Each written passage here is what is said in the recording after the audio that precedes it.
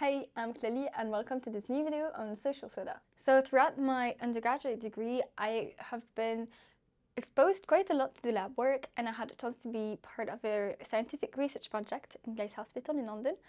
And funny enough, it's not until I completed this project that I realized that before that, I actually had no clue what was research about and who was working there, and especially what kind of work was done. And so more recently, I contacted one of my former professors, and she kindly agreed to let us in her lab to talk to her and her students.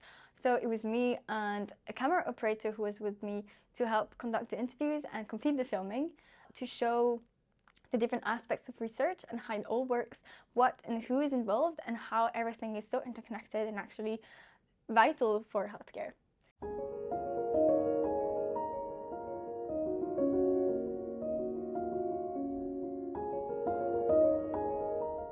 It's important for us as researchers to understand what are the clinical unmet needs, what are patients lacking in their treatment, in their learning. So we actually have patient groups that we would try to meet on a regular basis to hear directly from patients themselves what causes a decreased quality of life for these patients. But of course, we also need to work with the consultants themselves and understand from their perspective what issues do we have.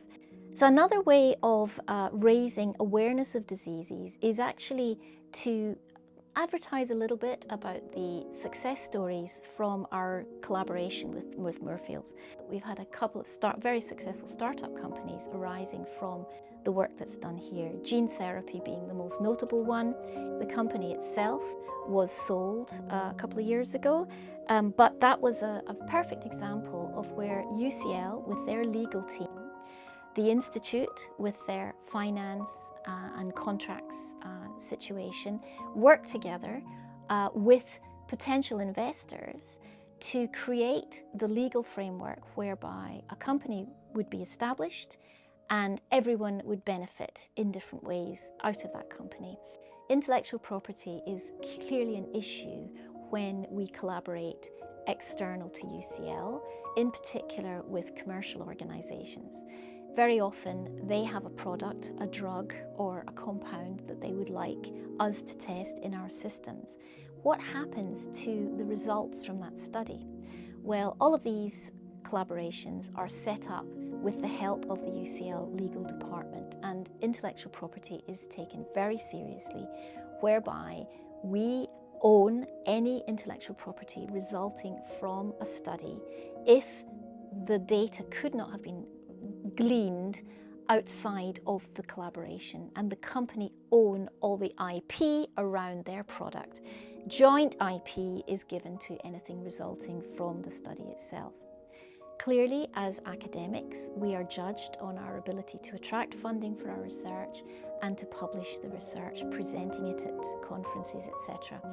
And it's very important that, particularly if you have a commercial collaboration, that the companies involved get to see the publication a few weeks in advance of it being published, because we need them to give us their feedback to make sure that they're happy with the content. Now, that being said, I am not aware, to my knowledge, of any dispute between company and academics. But if it wasn't for all the legal network in place around these collaborations, potentially we could be accused of being slightly biased in our work.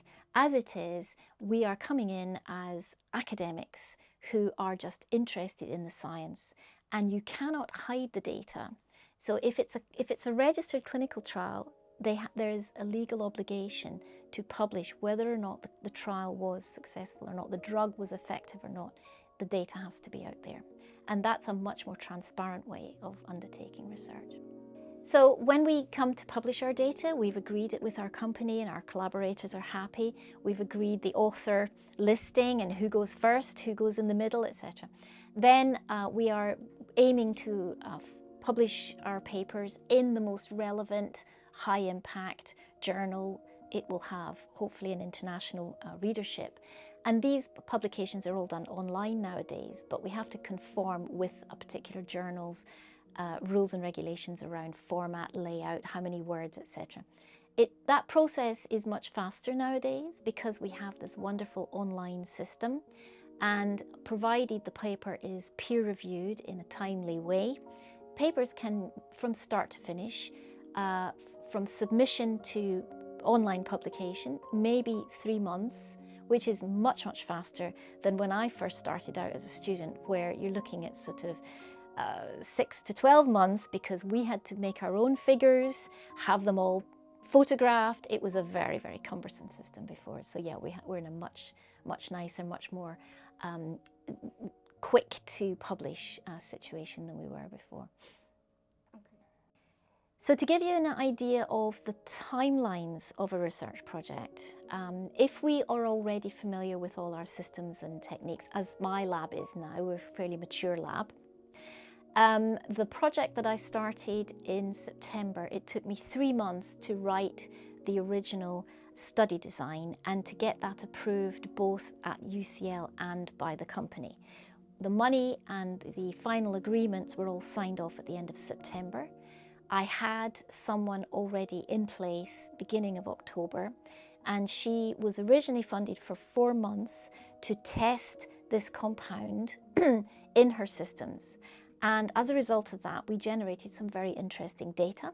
The company have been very excited about it. We've submitted an abstract to present this data at a meeting next month, and they have extended the funding for a further 8 months, after which time we hope to do a much longer term study with them. But it's milestone driven, so we've started looking at the human immunology side. We are now taking that through. We've done single cell RNA-seq already. We're waiting for that data to come back, and then we will progress the study further. So each project has a very clear timeline when the grant is submitted for funding in the initial stages.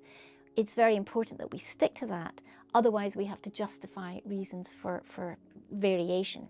And a lot of companies now are funding on a milestone driven basis to keep our minds focused on the task at hand.